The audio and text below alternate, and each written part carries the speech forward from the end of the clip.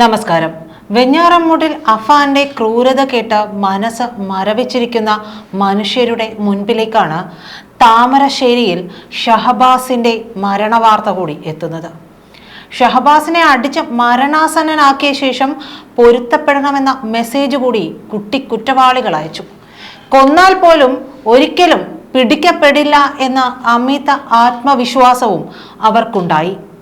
എന്തായാലും 10ാം ക്ലാസ് വിദ്യാർത്ഥിയായ ഷഹബാസിനെ കൊന്നത് കൃത്യമായ ഗൂഢാലോചന നടത്തിയ ശേഷമാണെന്നാണ് ഇപ്പോൾ തെളിവുകളിൽ നിന്ന് വ്യക്തമാകുന്നത്.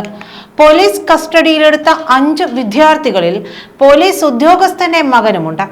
വിദ്യാർത്ഥികൾ എന്നതിനപ്പുറം കൃത്യമായ ക്രിമിനൽ മനസ്സോടെയാണ് ഇവർ പ്രവർത്തിച്ചതെന്നും പുറത്തു വന്ന തെളിവുകളിൽ നിന്ന് വ്യക്തമാകുന്നുണ്ട്. വന്ന മെസ്സേജുകളിൽ ഒന്നിൽ കുറ്റവാളികൾ ഒരാളുടെ അച്ഛൻ കുറ്റവാളികളെ മറ്റൊരു കുറ്റവാളിയെ വിവരം അന്വേഷിച്ച് എന്ന് പറയുന്നുണ്ട്. അത് ഈ പറയുന്ന പോലീസുകാരനാണോ എന്നതും അറിയേണ്ടിയിരിക്കുന്നു. പോലീസ് ഉദ്യോഗസ്ഥന്റെ മകനിൽ നിന്നാണോ ഒരിക്കലും പിടിക്കപ്പെടില്ല എന്നുള്ള നിയമവശങ്ങൾ കിട്ടിയതെന്ന് കൂടി പോലീസ് അന്വേഷിക്കും. കൊല്ലണമെന്ന് ഉറപ്പിച്ച ശേഷമാണ് ഷഹബാസിനെ വീട്ടിൽ നിന്ന് വിളിച്ചു കൊണ്ടുപോയത്. അതിന് മുൻപ് തന്നെ ഷഹബാസിനെ കൊല്ലുന്നതിനെ കുറിച്ച് ചർച്ച ചെയ്യാൻ വാട്സാപ്പ്, ഇൻസ്റ്റഗ്രാം ഗ്രൂപ്പുകൾ തുടങ്ങി. ആളുകൾ കൂട്ടമായി ചേർന്ന് മർദ്ദിച്ചാൽ കേസ് നിലനിൽക്കില്ലെന്നും മരിച്ചാൽ പോലും ജയിലിൽ കിടക്കേണ്ടി വരില്ല എന്നതും ഉൾപ്പെടെയുള്ള നിയമവശങ്ങളും ചർച്ച ചെയ്തു.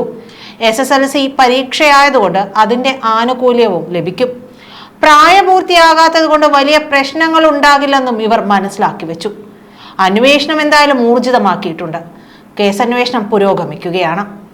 താമരശ്ശേരി ഇൻസ്പെക്ടർ സായൂജിന്റെ നേതൃത്വത്തിലുള്ള പോലീസ് സംഘം മരിച്ച ഷഹബാസിന്റെ ബന്ധുക്കളിൽ നിന്ന് വിവരങ്ങൾ ശേഖരിച്ചു. കരാട്ടയ്ക്ക് ഉപയോഗിക്കുന്ന നഞ്ചക്ക് കൊണ്ടുള്ള ആക്രമണത്തിലാണ് ഷഹബാസിന് പരിക്കേറ്റതെന്ന് പോലീസ് പറയുന്നു. കസ്റ്റഡിയിലെടുത്ത വിദ്യാർത്ഥികളുടെയും ദൃക്സാക്ഷികളുടെയും മൊഴിയുടെ അടിസ്ഥാനത്തിലാണ് ഈ നിഗമനത്തിലേക്ക് പോലീസ് എത്തിയത് പോലും. വിദ്യാർത്ഥികൾക്കെതിരെ കൊലക്കുറ്റവും ചുമത്തിയിട്ടുണ്ട്. മുഹമ്മദ് ഷഹബാസിന്റെ തലയോട്ടി പിളർന്നതായിട്ടാണ് പോസ്റ്റ്മോർട്ടം റിപ്പോർട്ട് പുറത്തു വന്നിട്ടുള്ളത്. വലത് ചെവിയുടെ മുകളിലായി തലയോട്ടി തകർന്നു. നഞ്ചക്ക് കൊണ്ടുള്ള അടിയിൽ ഇത് പരിക്കേറ്റത് കൊണ്ടാണ് എന്നുള്ളതാണ് നിഗമനം. കോഴിക്കോട് മെഡിക്കൽ കോളേജിലാണ് പോസ്റ്റ്മോർട്ടം നടപടികൾ പൂർത്തിയാക്കിയത്. മൃതദേഹം ബന്ധുക്കൾക്ക് വിട്ടുകൊടുത്തു കഴിഞ്ഞു. 3 തവണയാണ് വിദ്യാർത്ഥികൾ തമ്മിൽ സംഘർഷമുണ്ടായത്. അതിലാദ്യത്തെ സ്ഥലത്ത് വെച്ച് നടന്ന സംഘർഷത്തിലാണ് മുഹമ്മദ് ഷഹബാസിന് ക്രൂരമായി മർദ്ദനമേറ്റത്. വട്ടം ചേർന്നായിരുന്നു ഷഹബാസിനെ അവർ കൈവശമുണ്ടായിരുന്ന നഞ്ചക്ക്, ഇടിവള പോലുള്ള ആയുധങ്ങൾ ഉപയോഗിച്ച് മർദ്ദിച്ചത്. ഷഹബാസിന്റെ മരണത്തിൽ പ്രതികളായ 5 വിദ്യാർത്ഥികളെയും ജുവനൈൽ ഹോമിലേക്ക് മാറ്റിയിരിക്കുകയാണ്. ഒബ്സർവേഷൻ റൂമിലേക്കാണ് മാറ്റിയത്. ജാമ്യാപേക്ഷ നിരസിച്ചതിന് പിന്നാലെയായിരുന്നു ഈ നടപടി. ഷഹബാസിന്റെ മരണത്തിൽ സംസ്ഥാന ബാലാവകാശ കമ്മീഷൻ സ്വമേധയാ കേസെടുത്തിട്ടുണ്ട്. ജില്ലാ പോലീസ് മേധാവിയോടും ശിശുക്ഷേമ സമിതി ചെയർപേഴ്സണോടും ബാലാവകാശ കമ്മീഷൻ ചെയർപേഴ്സൺ വിശദീകരണം തേടി. Elettil Vattoli MJ higher secondary സ്കൂളിലെ കുട്ടികളാണ് താമരശ്ശേരി ഹയർ സെക്കൻഡറി സ്കൂളിലെ കുട്ടികളും ചേർന്നാണ് പരസ്പരം ഏറ്റുമുട്ടിയത്. വാടക വീട്ടിലായിരുന്ന ഷഹബാസിനെ വിളിച്ചിറക്കി കൊണ്ടുവന്ന് ആളുകൾ നോക്കി നിൽക്കി നഗര മധ്യത്തിലിട്ടാണ് മർദ്ദിച്ചത്. വിളിച്ചു കൊണ്ടുവന്നതാണെങ്കിൽ അടുത്ത സുഹൃത്തും. കുട്ടികൾ തമ്മിൽ പ്രശ്നമുണ്ടായാൽ പിടിച്ചുമാറ്റാൻ പോകുന്നതല്ലാതെ ഇതുവരെ ഷഹബാസ് ആരെയും മർദ്ദിച്ചതായി അറിവില്ലെന്ന് സുഹൃത്തുക്കൾ പറയുന്നു.